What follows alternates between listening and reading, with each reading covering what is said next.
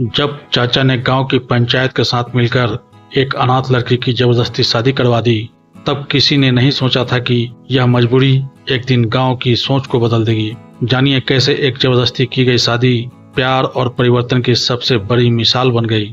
गांव की गलियों में अक्सर कहानियां सिर्फ किस्से नहीं होती, बल्कि एक जिंदा इतिहास बन जाती है। ऐसी ही एक कहानी थी विराज और गंगा की, जहां एक जबरदस्ती की गई शादी ने न केवल दो जिंदगियों को जोड़ा, बल्कि पूरे गांव की सोच बदल दी। विराज 22 साल का युवक बचपन में माता पिता को खो चुका था। गांव के सबसे कोने में एक टूटी फूटी झोपड़ी में चाचा हरि प्रसाद के साथ रहता था। चाचा ने उसे कभी अपनापन नहीं दे पाया, उसे सिर्फ एक नौकर की तरह पाला गया। विराज दिन भर खेतों में काम करता और रात को चुपचाप वहीं रूखी सूखी रोटी खाकर सो जाता। गांव के लोग उसे मनहूस कहते थे। किसी से कोई बात नहीं करता था, पर उसकी आंखों में एक अस्थायी सन्नाटा था।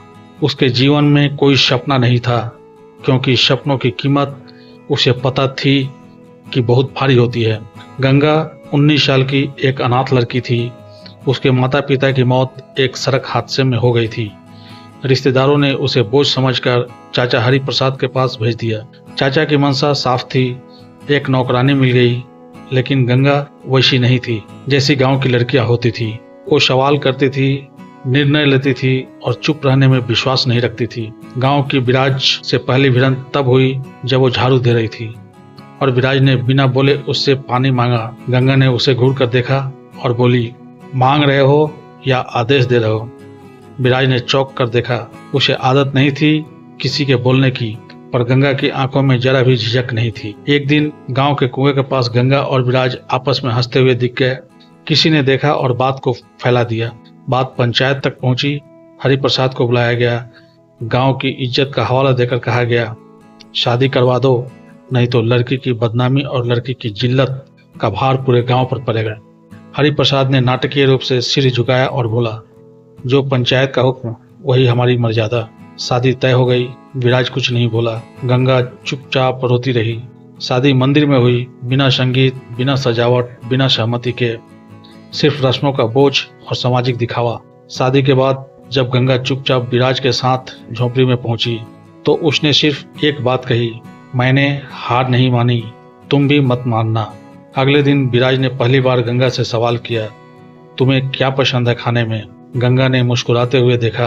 वो पहली बार मुस्कुराई थी। शादी के बाद दो टूटी आत्माएं जैसे जुड़ने लगी थी। गांव वाले सोच रहे थे कि शादी से शर्म मिट गई, पर असल में दोनों का संघर्ष अब शुरू हुआ था। चाचा हरि प्रसाद की असली मंशा सामने आई। उसने गांव वालों के साथ मिलकर विराज की जमीन हथियाने की योजना बनाई। शादी करवाकर विराज को पूरी तरह कमजोर करना चाहता था, ताकि उसके नाम की जमीन भी उसके हाथ लग जाए। गंगा ने यह सब महसूस किया और विराज को सतर्क किया। गंगा ने विराज को आत्मविश्वास सिखाया। उसने पढ़ना सिखाया, बैंक जाना, जमीन के कागज देखना, अपने अधिकार जानना।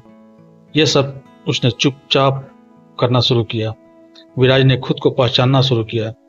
एक दिन पंचायत में विराज खड़ा हुआ और बोला, अगर मुझे मेरी जमीन से कोई हटाने की कोशिश करेगा तो अब मैं कानून के रास्ते से लड़ूंगा।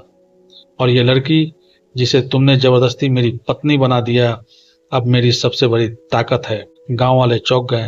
वो लड़का जो कभी चुपचाप रहता था, अब आंखों में आग लिए बोल रहा था। गंगा असल में एक एनजीओ से जुड़ी हुई थी। वो गांव की महिलाओं को आत्मनिर्भर बनाने की एक योजना की हिस्सा थी, लेकिन हादसे ने उसे यहाँ फंसा दिया।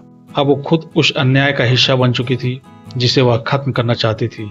गांव के मंदिर के बाहर बैठा एक भिखारी शंतनु बाबा असल में एक रिटायर्ड जज था, जो अपने बेटे से ठुकराया गया था और अब गांव में शांति की तलाश में आया था। उसने विराज और गंगा की कहानी देखी और धीरे धीरे लोगों की मानसिकता बदलने के लिए पंचायत को कानूनी शिक्षा देना शुरू किया। चाचा हरि प्रसाद को गांव की पंचायत ने सरेआम माफी मांगने और जमीन के कागज लौटाने का आदेश दिया। गांव वालों ने भी पहली बार एक लड़की के संघर्ष को समझा और सराहा। एक शाम गंगा ने विराज से पूछा, क्या अब भी लगता है कि ये शादी जबरदस्ती थी?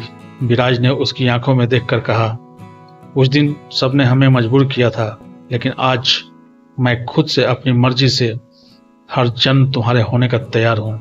गांव में स्कूल खुला, लड़कियों को पढ़ने की इजाजत मिली, पंचायत ने महिला सदस्य भी शामिल किए सब कुछ बदलने लगा। विराज और गंगा की जोड़ी गांव के लिए मिसाल बन गई।